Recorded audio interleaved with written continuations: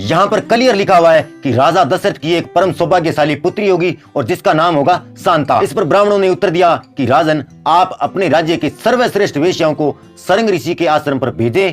Hello दोस्तों, मैं हूं आपका दोस्त रेवंतराम और आप देख रहे हो बागड़ी ज्ञान यूट्यूब चैनल। दोस्तों, आज की वीडियो में एक ऐसे प्रसंग के बारे में बात करेंगे जो प्रचलन में तो है, लेकिन इतनी बड़ी रामायण में इस बारे में सिर्फ और सिर्फ 2 शब्द ही लिखे गए हैं। दोस्तों, YouTube पर आपने इस बारे में कोई वीडियो देखी होगी या फिर किसी जनमानस से सुना होगा कि श्री रामचंद्र जी की एक बहन भी थी जिसका नाम था शांता और शांता की शादी सरंग ऋषि से की गई थी। तो दोस्तों, आज की वीडियो में हम शांता के बारे में विस्तार से जानेंगे कि आखिर शांता कौन थी और क्या सही में राजा दशरथ की पुत्री थी या फिर नहीं।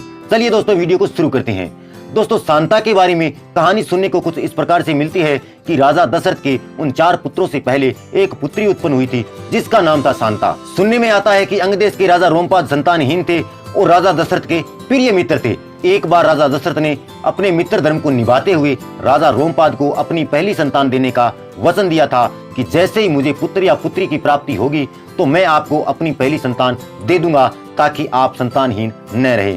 और इसी वचन का पालन करते हुए राजा दशरथ ने अपनी पुत्री शांता को राजा रोमपाद को दे दिया था। लेकिन दोस्तों, मैंने इस बात की पुष्टि करने के लिए वाल्मीकि रामायण के कई प्रसंग पढ़े, किंतु शांता की शादी के अलावा रामायण में और कुछ भी लिखा हुआ नहीं मिलता है। हालांकि एक जगह बालकांड के 9वें और 11वें सर्ग में कुछ ऐसा लिखा हुआ है जो इस बात को थोड़ा सा साबित करता है कि शांता राजा दशरथ की पुत्री थी। दोस्तों, इस प्रसंग में शांता और सरंग ऋषि की शादी का जिक्र किया हुआ है और वहीं पर थोड़ा सा जिक्र मिलता है जो इस कहानी को राजा दशरथ से जोड़ता है।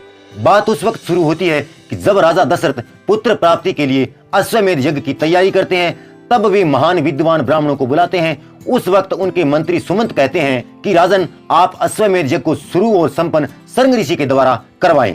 दोस्तों, जब सुमंत राजा दशरथ को सरंग ऋषि की शादी के बारे में बताते हैं, उस वक्त वो थोड़ा सा जिक्र करते हैं कि सरंग ऋषि आपके जमाता है, यानी कि जमाई है। तो आइए दोस्तों, पहले तो मैं आपके सामने वाल्मीकि रामायण के बालकांड का 9वां सर्ग और श्लोक नंबर 18 पढ़ता हूँ, जिसमें कुछ इस प्रकार से लिखा हुआ है।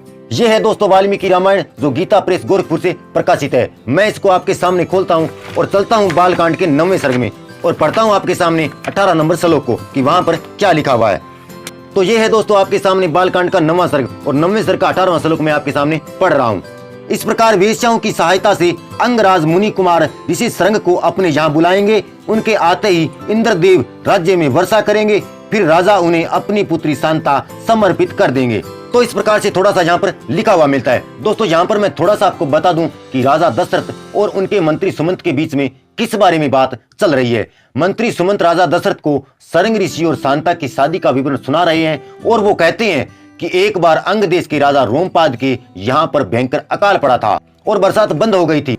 तब राजा रोमपाद ने बड़े बड़े विद्वान ब्राह्मणों को बुलाया और बारिश न होने का कारण पूछा। तब ब्राह्मणों ने कहा कि राजन, आप अपनी पुत्री शांता की शादी अगर सरंग ऋषि के साथ में कर दोगे तो आपके राज्य में बरसात होना शुरू हो जाएगी। तब राजा रोमपाद ने ब्राह्मणों से कहा कि सरंग ऋषि तो हमेशा वन में ही रहा करते हैं और वह किसी भी गांव या नगर में जाते ही नहीं है।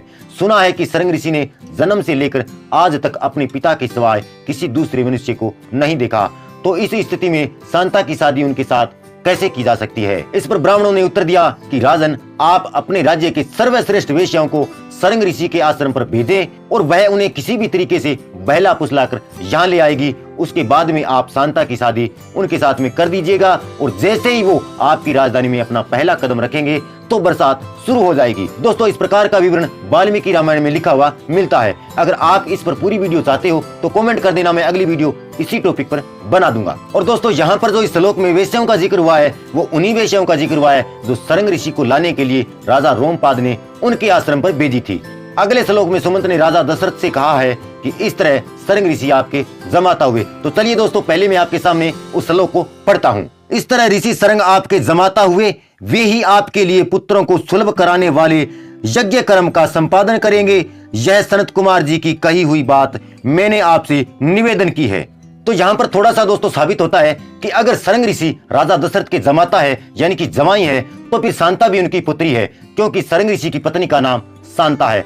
लेकिन दोस्तों शायद आपके मन में भी यही प्रश्न उठ रहा होगा जो इस प्रसंग को पढ़ने के बाद में मेरे मन में भी उठा था कि राजा रोमपाद जब दशरथ के प्रिय मित्र हैं तो उनका जमाता सरंग ऋषि भी राजा दशरथ का जमाई ही होगा, इसमें कोई शक नहीं है। लेकिन दोस्तों आपके और मेरे इस प्रश्न को बालकांड के 11वें सर्ग का पहला श्लोक ही खारिज कर देता है। आइए दोस्तों अब हम वाल्मीकि रामायण के बालकांड और बालकांड के 11वें सर्ग का श्लोक नंबर 1 पढ़ते हैं और देखते हैं कि वहाँ पर शांता के बारे में क्या लिखा हुआ है। ये है दोस्तों बालकांड का 11वां सर्ग और श्लोक नंबर 1।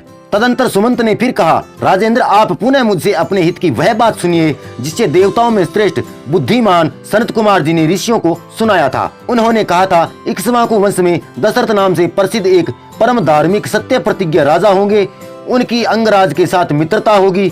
दशरथ के एक परम सौभाग्यशालिनी कन्या होगी जिसका नाम होगा शांता।